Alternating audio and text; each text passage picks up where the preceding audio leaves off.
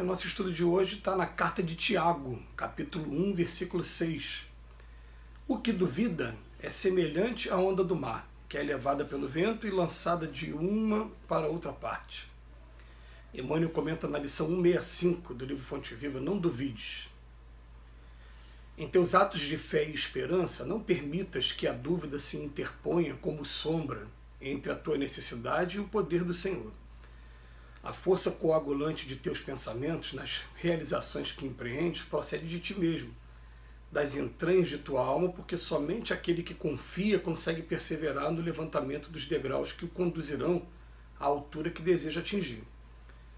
A dúvida no plano externo pode auxiliar a experimentação nesse ou naquele setor do progresso material, mas a hesitação no mundo íntimo é dissolvente de nossas melhores energias. Quem duvida de si próprio perturba o auxílio divino em si mesmo. Ninguém pode ajudar aquele que se desajuda. Compreendendo o impositivo de confiança que deve nortear-nos para a frente, insistamos no bem, procurando com todas as possibilidades ao nosso alcance. Abandonemos a pressa e ouvidemos o desânimo. Não importa que a nossa conquista surja triunfante, hoje ou amanhã. Vale trabalhar e fazer o melhor que pudermos aqui e agora, porque a vida se incumbe de trazer-nos aquilo que buscamos. Avançar sem vacilações, amando, aprendendo e servindo infatigavelmente. Eis a fórmula de caminhar com êxito ao encontro de nossa vitória. E nessa peregrinação incansável, não nos esqueçamos de que a dúvida será sempre o frio do derrotismo a inclinar-nos para a negação e para a morte.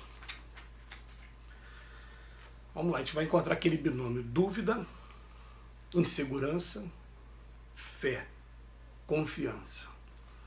E a gente pergunta assim inicialmente, né? Quem é que costuma triunfar na vida? Aquela pessoa que deixa a dúvida tomar conta ou aquela pessoa que arrisca? A gente sabe que o medo tem a sua utilidade. O medo nos prepara, né, dentro das leis de conservação que vem sendo desenvolvidas secularmente, para os desafios que a gente vai encontrar. Então ele é nosso amigo, para mostrar para a gente que a gente não está diante de uma situação qualquer. Agora, quando a gente chega no campo da confiança, da fé, a gente fala, peraí, né? A gente começa a ter mais certeza do que a gente pode fazer e do que a gente não pode, do que a gente deve e o que a gente não deve fazer também. Então é interessante que quando a gente vai estudar a fé, por exemplo, a gente vai ver que a caridade ela só tem força de verdade quando ela tem a ajuda da fé. Porque quando não tem a fé junto, a caridade é uma coisa que acontece esporadicamente. A pessoa vai ali, faz uma coisa ali, acha que está tudo bem. Agora, quando a gente tem fé mesmo, de que esse é o caminho correto, de que esse é um mundo que a gente vive que tem muito sofrimento, né? A gente tem fé na imortalidade da alma, sabe? Ó, eu morrer, eu não vou morrer, o máximo que vai acontecer vai ser esse corpo aqui, né? Ele perder a validade. E quando eu começo a ter essa fé que eu tenho um Deus que nos ama incondicionalmente, que nós somos filhos dele, ele está o tempo todo trabalhando para o nosso progresso, as coisas começam a se modificar e você começa a realizar coisas que normalmente aquele que fica titubeando com medo de fazer as coisas, ele não faz nunca. É interessante que eu, trabalhando no mundo da música, eu tenho amigos que não são, vamos botar assim, músicos virtuosos, mas que eles começam a fazer aquelas composições dele, aquelas músicas dele, e eles vão para o estúdio, eles gravam em casa, mesmo que não tenha muita qualidade, eles colocam o trabalho para frente e deixam uma obra deles ali, na verdade, musical pronta, para todo mundo ter acesso. Enquanto eu vejo um monte de gente com muita virtuose, com muita técnica, e que não grava nada e que acaba nunca arriscando fazer um trabalho a mais mesmo. Conheço pessoas também que simplesmente por medo, né, por falta de confiança, por dúvida, nem chegaram a fazer provas de concurso público. Falam, acho que eu não vou passar. Falo, não, mas nem tentaram. Enquanto que aquela pessoa que vem com confiança mesmo, né, faz a primeira, vou fazer a primeira só para teste. Fez a primeira, aí logo em seguida pegou o gabarito, viu onde errou, onde pegou os pontos do programa, começou a estudar de novo. A pessoa fez 2, 3 provas. E baseada nos erros que ela teve nas 3 provas, ela depois conseguiu aprovação sem estudar, às vezes a 10ª parte do que o outro estava estudando e na dúvida e acabou não fazendo nada. Então é interessante o que a gente está querendo dizer aqui é o seguinte, que a vida é daqueles que arriscam fazer as coisas. Não adianta, vitória só tem aquele que joga. É claro que a gente nessa vida a gente procura fazer o seguinte, já que eu vou jogar, eu quero jogar preparado. Então se eu vou entrar num concurso público eu vou procurar estudar o máximo que eu puder para ter uma bagagem que me dê segurança para quando eu chegar lá eu falar, não, peraí, isso aqui eu já acerto, isso aqui eu erro. É tão interessante, eu tenho um amigo que, por exemplo, ele estava enjoado do emprego dele, ele foi procurar um outro emprego. Aí quando chegou no outro emprego, quando ele foi fazer a entrevista, por coincidência, a menina só fez perguntas para ele de coisas que ele já tinha vivido antes, no emprego anterior. Então quando perguntou, falou, eu já passei por isso, quando passei por isso, foi isso e isso que eu fiz. Não foi nada teórico, não leu livro nenhum, as pessoas só pegaram dados práticos. E ele acabou sendo empregado, e sendo empregado, ele tinha colocado como proposta salarial o dobro do que ele ganhava. Por quê? Porque ele tomou a iniciativa, ele arriscou. Então eu costumo dizer para alguns amigos, né? Primeira coisa, o bom é não ficar desempregado, esteja empregado. Depois, não está satisfeito com o teu emprego, seja por conta do salário, seja por conta da natureza das atividades, a gente empregado agora começa a correr atrás de outras coisas. Começa a arriscar mesmo, né? Não deixar a dúvida tomar conta. Então ele vem falar para a gente aqui, ó, em teus atos de fé e esperança, não permitas que a dúvida se interponha como sombra entre a tua necessidade e o poder do Senhor.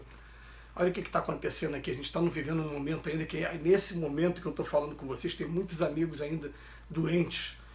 Gente, primeira coisa que eu vejo, né? O medo do vírus todo mundo tem, né? Mas, junto com o medo do vírus, eu vejo que tem um monte de profissional de saúde se cuidando, e eles já deixaram as dicas todas pra gente. É lavar as mãos com água e sabão, é usar máscara, né, e não tirar, não abrir exceção, abrir aquela exceção rápida assim, não, é usar máscara e ficar com máscara mesmo.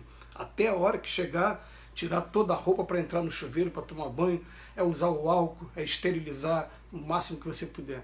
Mas, diante disso, eu vou falar assim, se eu tiver que pegar essa doença mesmo, eu vou pegar a qualquer momento. Então eu não vou deixar de socorrer, de ajudar os meus amigos que estão mais próximos, sobre esse medo todo, eu não vou deixar isso acontecer. Aliás, é até desumano quando isso acontece com a gente, né? E a gente vê até que essas pessoas que se propõem a fazer esse trabalho de ajuda, eles acabam obtendo também uma ajuda que muitos acham que é sobrenatural, não é coisa nenhuma, na verdade está sendo fruto da fé que ele está tendo, da esperança que ele está tendo. Ele fala que ó, quem duvida de si mesmo perturba o auxílio divino em si mesmo. Né?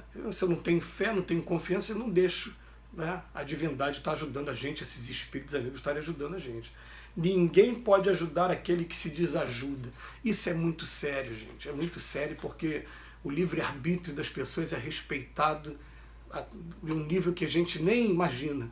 Então, se você quer ser aquela pessoa fechada, quer ser aquela pessoa que deixa as influências negativas chegarem até você, você vai ser respeitado. E Deus vai permitir que você esgote todas as formas de sofrimento possível até você chegar à conclusão que, na verdade, o caminho que você deveria ter procurado desde o início era o caminho na direção dele, era o caminho do Evangelho. Então vamos começar a partir de agora a ter fé na gente. Ele até fala aqui pra gente, né? A dúvida no plano externo pode auxiliar a experimentação nesse ou naquele setor de progresso material. Tudo bem, mas no campo íntimo, né, ele é dissolvente das nossas melhores energias. No campo externo tem coisa que às vezes eu vou arriscar, não, peraí, vale a pena eu fazer o estudo técnico mesmo, peraí, eu só posso vir até aqui, deixa eu me preparar mais para poder conhecer melhor, isso vale. Agora no campo íntimo, a gente tem que botar na cabeça que a gente pode realizar aquilo que a gente quiser realizar. No campo da música, então, já que é um campo que eu gosto, que eu domino, porque me dediquei durante essas décadas à música, às vezes a pessoa vem com uma música muito técnica, muito difícil, eu falo, vamos tocar essa música? Vamos, a gente vai levar pelo menos uns 3 a 6 meses para que ela saia toda. Saiu a primeira, a segunda já não vai levar de 3 a 6 meses. Já vai levar menos tempo. Saiu, você já descobriu como é que é esse tipo de música, tem que ser assim, né? Tem que ter um treinamento, tem que ensaiar o tempo todo, tem que estar pegando a parte técnica, as convenções, daqui a pouco ela sai toda e é assim mesmo. Se é isso que você quer fazer, vai conseguir fazer, vai depender da vontade de cada um. Agora, ficar na dúvida o tempo todo, avançar sem vacilações, amando, aprendendo e servindo infatigavelmente. Eis a fórmula de caminhar com êxito ao encontro de nossa vitória. Que Jesus nos abençoe hoje e sempre.